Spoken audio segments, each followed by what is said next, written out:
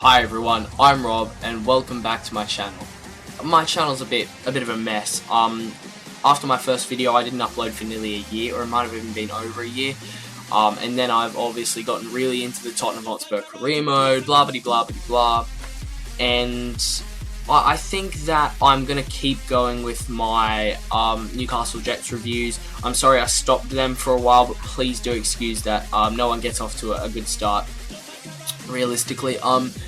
But today I'm going to be going through my opinion of every Premier League club's best player. So this is the best player at every single current Premier League club of the 2019-2020 season. And some of you will agree, some of you will disagree with different choices that I go with. Also, I am in my room. Yeah, we've had house renovations recently, and basically I had to move all my setup upstairs. Yeah, and I've got Bournemouth, as if you don't know, I'm an AFC Bournemouth fan. I know an Australian football fan that doesn't go for a top 6 club, blimey. And a couple of Newcastle Jets things, because I go for Newcastle in the Australian League, the most plastic league on the planet, because it's as good as, I mean, my maths ability, really. But let's get into it. If you guys like the video, then of course hit the like button, subscribe, and let's get into it. So let's begin with Arsenal. Now Arsenal's best player for me is this is really easy. Pierre-Emerick Aubameyang. Now that's not because he won the Golden Boot last year in the Premier League, of course tied with Mane and Mo Salah, but because he carries Arsenal. Now you could argue that Lacazette has really helped him, and yes, he has. He really has. Lacazette and Aubameyang, for me, is the best 2 strikers in the Premier League, and maybe top 4, top 5 in the world.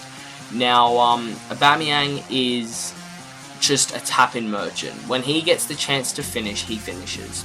And I think that's what a striker is meant to do. Mbappe is a very good finisher, don't get me wrong, but I think the thing that he tries to do too much is overcomplicate things when he's playing striker. If he's out on the left, out on the right, down the center attacking mid spot, wherever he is apart from striker, just obviously use your creativity. But a good striker for me, I like to have creativity.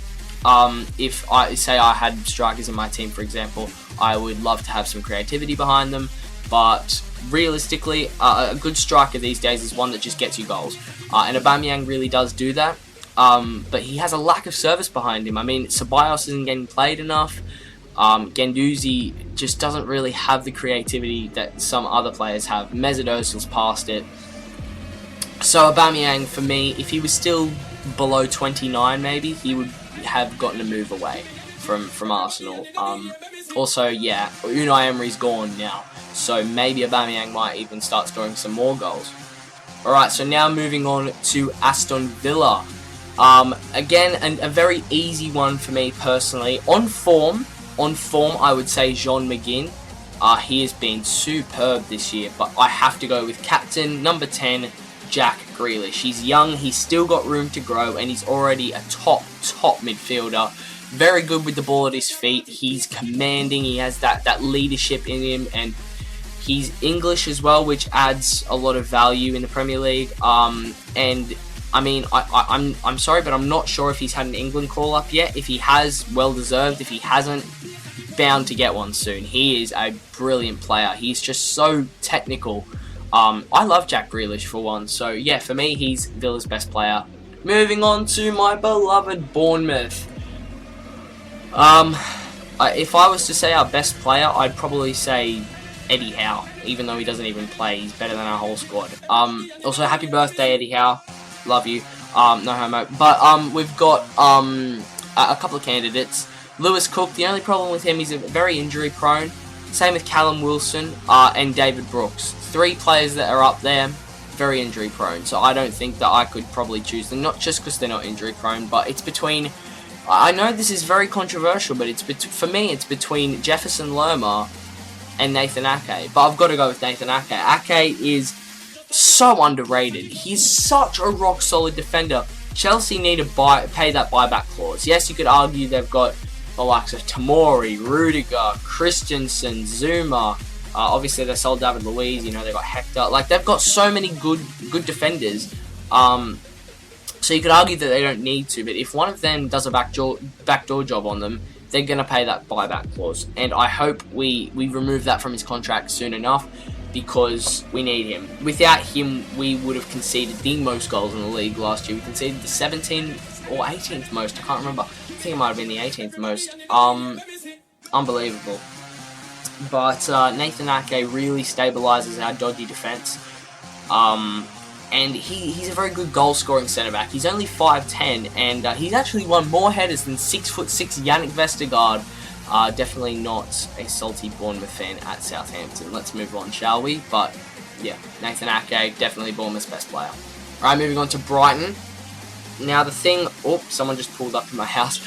The thing with Brighton is they are very inconsistent. You know, they can go from beating Tottenham 3-0 to losing at home to Cardiff last year. I know that it was completely different times, but like, yeah, they're very inconsistent, but they do have a good squad. And for me, it's between three players: Lewis Dunk, Bernardo, and Pascal Gross. But for me, it's got to be Pascal Gross.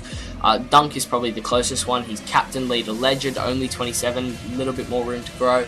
But in reality, I think Gross, with the creativity he's got, he's just got to be best player for me at Brighton. He is seriously good, and still not done yet. He's got a few years left in him, and you're looking at 30-odd million to buy him. He's a very good player, and I don't think he gets enough credit from the football world. He's very similar to Jack Grealish. He's a very good player, and I really like Pascal Gross for one.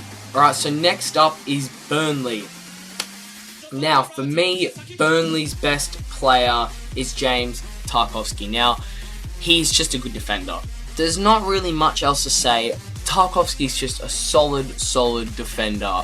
He's very good at just getting it out. He's kind of that, what's the name of that guy that's up high at Arsenal that, you know, kind of tutors his defenders. I can't remember. It's on the tip of my tongue. But yeah, Tarkowski's just a really calm, composed, good defender, and I think he deserves to be named Burnley's best player. Close with him would be Pope, Lowton, very underrated Lowton, and someone like Ashley Barnes. But for me, it's got to be Tarkowski. He's just such a good defender, man. Okay, so next up we have Chelsea, and this is really easy. If they still had Hazard, it would be Hazard, but Hazard obviously left to Real for a bargain, under 120 million. I mean, of course, that is a stupid amount of money, but for Hazard, you're looking at 170, 180, close to 200 million in this market. But Kante is easily their best player. Reece James is their best upcoming player, along with Mount, Abraham, blah blah blah. You've got N'Golo Kante in the midfield, who just stabilises everything, but then also hypes it up. He's so unique. I think the only player that's close to him, maybe apart from Nampalys Mendy, you've got Lucas Torreira. But for me, N'Golo Kante is easily their best player, and for me, France's best player. 2-3 years from now, Mbappe will be, but Kante is for me the best midfielder on the planet. Yes, above De Bruyne, Eriksen, Bernardo Silva, you know, those kinds of players. He is the best midfielder in the world for me. He's so highly ranked, but he's also underrated. He's so weird, like, he's just so good, man. N'Golo Kante, imagine if he stayed with Mali. Can you imagine that? I mean, N'Golo Kante is just a stupidly good player, man. Alright, so next up we have Crystal Palace, and you guys are going to probably say Zaha. And yeah, Zaha has been very good for Palace, but he's too inconsistent for me. And a player that is consistent and always just putting everything they can in for me is Luka Milivojevic. Captain, best penalty taker on the planet for me. He's very consistent. He bags a lot of goals. Yes, it is from the spot. He's got a good long shot on him. He's a bit more mobile than those other, you know, kind of midfielders of his caliber, like Granit Xhaka, for example. He's really good, Luka Milivojevic. Very underrated, and he's highly ranked. So that says a lot, really, for me. But yeah, Millie's their best player for me. Alright, so Everton's best player for me is Gylfi Sigurdsson, however you want to say it. It's between him and Lucas Digne. Lucas Digne is fantastic. He's one of the best left backs on the planet. For me, Robertson is, but we'll get to that in a sec. Maybe. We'll see. But no, for me, it definitely has to be Sigurdsson, just because of his creativity, his attacking drives. He plays so well. Number 10 for Iceland as well, scores a lot of goals there. Gylfi Sigurdsson, very good. He's done it with Tottenham, Swansea, of course, now with Everton. So yeah, Gylfi Sigurdsson is a very good attacking mid. I play Cam, if you don't know, and I think him and I are kind of similar. I'm not comparing myself to Sigurdsson in that kind of caliber. I'm just saying that the way that we play is kind of similar. So I don't know. That's not why I picked him, but I just thought that would be a kind of cool thing to mention. Okay, alright, Leicester City. Obviously doing a madness this season. They're currently second in the table in the time of recording, but for me, I don't know, man. It's really hard. I don't think Leicester will make the top 4. I think they will have a fall from grace. They'd be lucky to make the top 6, but for me, there could be a couple of candidates for their best player. Maddison, Vardy, Ndidi, Tielemans, and Pereira. Those 5 players. Chilwell, not really getting on my list yet. Sorry about the scratch on my head, guys. I look like an Indian prayer maker. But I know that they are all very good players, and it's hard. It's really hard to choose. Tielemans and Maddison are very close, but I think they have a bit more room to grow. Ndidi is already there, and he's going to keep going. He is such a good DM. He's not really like Kante, he's just a brick wall. He's simple as that. He's just a brick wall. But for me, Ricardo Pereira is Leicester's best player. He's a bit of an unsung hero because of their stupidly good attack. But Pereira contributes to a lot of Leicester's key attributes in their entire squad. Ricardo Pereira, for me, is top 3 right backs in the Prem, behind Walker and Wan-Bissaka. He's so good, man. He really is the unsung hero of Leicester City, and in my Tottenham career mode, I did sign him for a reason. So that is my choice for Leicester. Alright, so moving on to Liverpool, currently leading the Premier League, played 13, won 12 and drawn 1, which is very impressive. VAR and refereeing decisions have been on their side, I will admit, but they are a very good team. Just closing my wardrobe. Yeah, they're a very good team, and they fully deserve to be winning the Premier League. How good is their squad? Alisson, Alexander-Arnold, Van Dijk. You could go with Robertson, for me, the best left back on the planet. Wijnaldum, Fabinho, Salah, not Firmino, Mane, and I'd say that's it. 8 players for me that could walk into any side on the planet. Any side. Real Madrid, Barcelona, Juve, Napoli, bloody Man City. Liverpool's team is very good. Those players could walk into Bayern easy.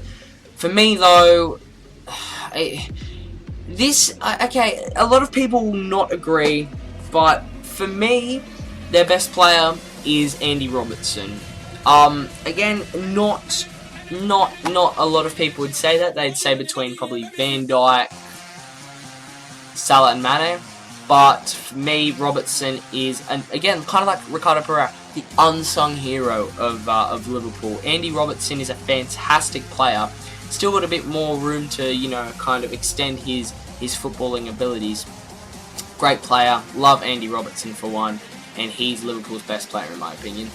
Alright, Man City.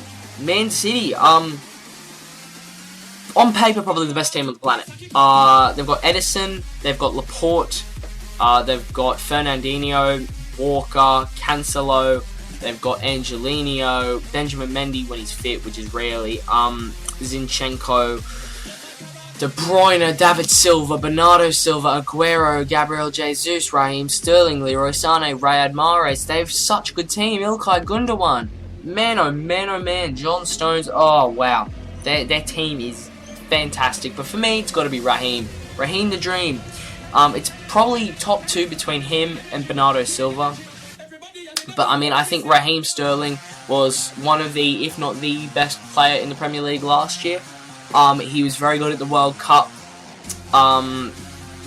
Sometimes has a couple of attitude problems. Most of the time is a really good guy. Fantastic player. Best English player on the planet for me. And, in my opinion, Man City's best player. Manchester United now. This is a bit of a difficult one. I can't lie. For me, obviously Pogba I'd say is the best player at Manchester United, but on form, and we're basically basing it off form, it wouldn't be him. But I've got to go with, personally, I've got to go with Tony Martial. Fantastic.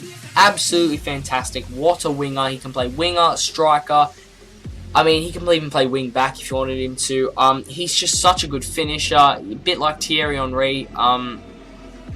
Just such a good player, man. It's between him, maybe Wan-Bissaka in there. He's so good.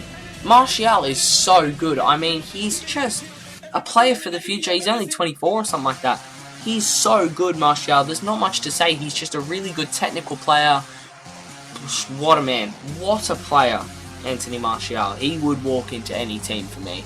I don't think he gets ahead of the likes of Sané, Sterling, Mahrez, and Bernardo Silva for Manchester City, but I still have to say that he is the best player at Manchester United, Anthony Martial. Fantastic. Fantastic. Newcastle United. Now, this is a very interesting one. It would be Ayoze Perez if he didn't go to Leicester for like 35-40 million pounds. Well worth it. So good. Newcastle's best player, it's between three people, and it would have been Matt Ritchie, but he's past it now. Thank God. For me, it's between 3 players that play at the back: Fabian Schär, Martin Dubravka, and Jamal Lascelles. For me, it's Martin Dubravka. He's very underrated. He keeps Newcastle in a lot of games. He is a fantastic goalkeeper, very agile. He's committed. He's loud. He's very passionate. And for a goalkeeper, in my opinion, that's very important. And for me, he really does cut it for Newcastle. He is so good. One of the most underrated goalkeepers out there. Yeah, round of applause to Martin Dubravka. Very good player. Respect him 100%. Very good goalkeeper. Newcastle's best player for me. Alright, Norwich City. This is an interesting one, because I'm going to go Ralph Farman. Now, Farman, you could argue he's past it, but to get a player like that for, what, 3-4 million or something like that? Like, Moutinho was a bargain for Wolves, but far out. Ralph Farman, everyone knows he's a fantastic goalkeeper, particularly on Ultimate Team, but I don't really do Ultimate Team. Yeah, Farman is just fantastic, just like Dubravka, really underrated, great goalkeeper. Teemu Pukki, now, on him, a lot of people would say he's their best player. But I think that the start that he had was, he's on par right now with 6 goals, maybe even exceeding that. But I think the start that he had to life in the Prem was too much. I think it was overwhelming him with all the things he was doing for Norwich. But you know, that's just my opinion. I think Ralph Farman is Newcastle, Norwich's best player. That's just my opinion. Now, Sheffield United. This is a very interesting one. You've got the likes of Luke Freeman, Ravel Morrison, Lise Mousset, Lundstram. It's very close. Fleck is a very good player as well. I don't follow Sheffield too much, but I think I should. I'm definitely leaning towards Billy Sharp. He's just a good player, no nonsense striker, gets the job done. Not too creative, but he doesn't need to be. Just kind of scores goals. I mean, that's exactly what you want from a promoted side. A striker that scores goals, and I think that's very important. And I think that he's done a fantastic job in his career. Ooh, Scummers, Southampton, the Saints. This is a close one, but I've got to go with Nathan Redmond. Imagine having Nathan Redmond as your best player. That would be funny. But anyway, yeah, Nathan Redmond for me, very, very good, agile, quick, good with the ball at his feet. Good finisher as well. So for me, I think that he has to be Southampton's best player. Sorry, I'm fiddling around a lot, guys. It's like really hot. But yeah, Redmond, Southampton's best player. Not much to say. He's just a really good player that he works for the team. I think that's a really big part of it. Obviously, Southampton might be bringing him down to the Championship, which would be really, really good. I can't wipe the smile off my face. But you watch, in the next 10 weeks, Bournemouth will be rock bottom of the league, and Southampton will be in a Champions League spot. Mark my words. Spurs. Christian Eriksen. Now, I know he hasn't been on the best of form recently, but he's Tottenham's best player. He's, for me, probably best attacking mid in the world, above De Bruyne, purely because De Bruyne is a bit injury prone. But Eriksen is just phenomenal, man. He's so good with the ball at his feet. He picks out these magnificent passes. I mean, what more can you say? I mean, if he doesn't get a big move away by the end of the season, then, I mean, Mourinho's done very well to keep him at Tottenham. So, yeah, massive, huge, mad. Anyway, yeah, so Eriksen, just such a good man, such a good player. Really good for Denmark as well. Yeah, so Christian Eriksen for me is Tottenham's best player without a doubt. Watford. Now, Watford are a good team, but they're struggling at the moment, realistically, aren't they? They are bottom of the league. Absolutely shocking so far from them this season. But they do have a good squad. And for me, their best player is Gerard Deulofeu. They've got the likes of, Pereira, Hughes, Deeney, Chalobah, and Doucouré. Also Janmaat. But, they've got Deulofeu, who just a few years ago was one of Barcelona's brightest prospects. Then he went obviously out to Everton, then to Watford, and now he's staying at Watford. And Watford have done very, very well to get a player of his calibre. But if they go down to the Championship, don't want to jinx it because I really like Watford, then Deulofeu will leave. He will not, at least go on loan. He will not go down to the Championship. He's too good for the Championship. He's a very good player, and he belongs in a team like Wolves, Everton, maybe even like a team like Arsenal. He is probably top 6 worthy. So yeah, for me, Everton's best player, Watford's best player. He's just really quick, kind of like Redmond, really agile, just so good with the ball at his feet, very good finisher, great passer, works for the team. Again, very, very similar to Redmond. Yeah, Watford's best player for me. Now on to West Ham. Now, they have had a very good window. They brought in the likes of Sebastian Haller, very good young striker replacing Marko Arnautovic, who had major attitude problems, 30 years old, blah, blah, blah, blah, blah. They've got Pablo Fornals. That is huge. But for me, Felipe Anderson, the fact that they signed him from Lazio last season, wow. Wow. Signing a player like that to a team like, no disrespect, but to a team like West Ham, not a club, a team, because their club is probably big enough for Anderson, but the team, I mean, he is their best player. He stands out so much. He's just, man, he is absolutely fantastic. One of the most accurate kickers of the ball, if you want to slung it that way, in the world. He is mind-blowingly good. Felipe Anderson is very underrated as well. If he was at a top 6 club, he would still stand out as one of their best players. So Felipe Anderson is definitely West Ham's best player. And that brings me to wrap it up with Wolves. Now, Wolves have the likes of Diogo Jota, but this season he hasn't been performing up to scratch. So I don't really want to choose him. Johnny Otto is a very good player. Ruben Neves is probably second place. Patricio's good. Cody Bennett, very good squad. Adama Traore is very good, but for me, especially getting someone like this for under 6 mil, João Moutinho, got to be Wolves' best player, man. He was their top assister last season. He bags a couple of goals from midfield. He's so controlling. For a player that's 5'5", can I add? He's so controlling. He's not really like Kante where he just bounces around everywhere. He's 32 years old or something like that. He's so fit. He's just so good. He's got this mentality to drive the team forward, drive the team back. He just kind of is the center, the pivot point of the team. João Moutinho is, for me, Wolves' best player because he's just so good, and if he can keep doing that for at least two more seasons, I reckon that would be the best way to end your career. João Moutinho, serious respect to that guy. Any team outside the top 6, he would just kind of like stroll into. You know, I mean, imagine if we, like, a club like Bournemouth signed João Moutinho, who have been in the Premier League in recent years. I mean, obviously we've only been in the Premier League like 5 years in our history, and Wolves have won the Europa League. We've got a much weaker side than Wolves. Imagine if we had João Moutinho. But the fact that he's gone to Wolves and hasn't got as much attention as probably deserves says it all. Wolves have a very good squad, very serious respect to them. But yeah, João Moutinho, what a player, man. What a player. Anyway, thank you guys for watching this video. It means a lot. Thank you for watching, like, subscribe, and I hope you enjoyed.